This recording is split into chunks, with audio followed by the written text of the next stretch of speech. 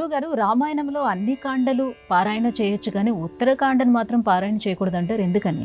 రామాయణము ఉత్తరకాండతో కలిపి 24,000 శ్లోకాలు.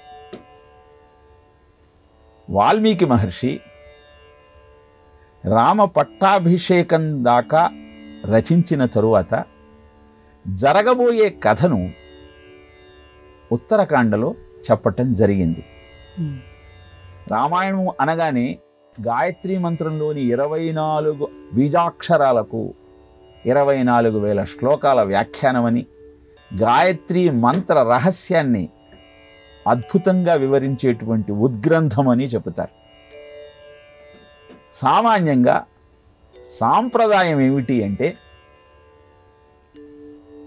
శ్రీరామ పట్టాభిషేకాన్ని జరుపుకొని అక్కడతో రామాయణ పారాయణాన్ని ఆపేస్తారు.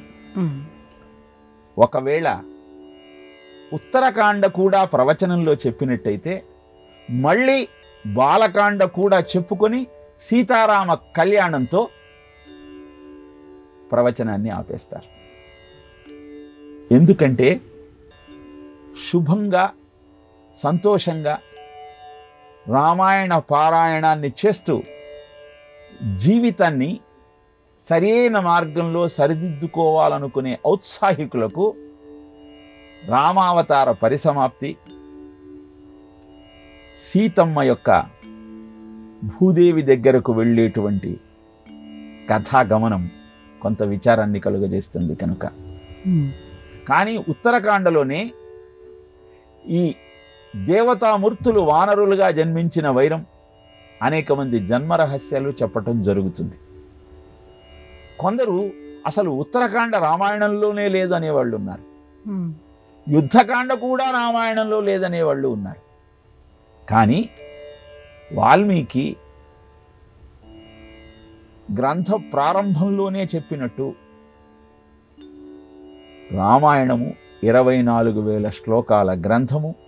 ఉత్తరకాండతో కలిపితే మాత్రమే అది 24,000 శ్లోకాలుగా పరిగణింపబడుతుంది కనుక ఉత్తరకాండ కూడా రామాయణంలో భాగమే అని పెద్దల మాట.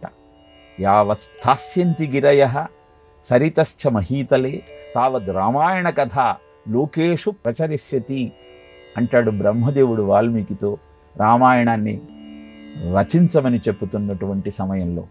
కనుక గిరులు తరులు ఉన్నంతకాలం, భూమండలం మీద జనసంచారం ఉన్నంతకాలం పారాయణీయం చేయాల్సిన ఉద్గ్రంథము రామాయణం.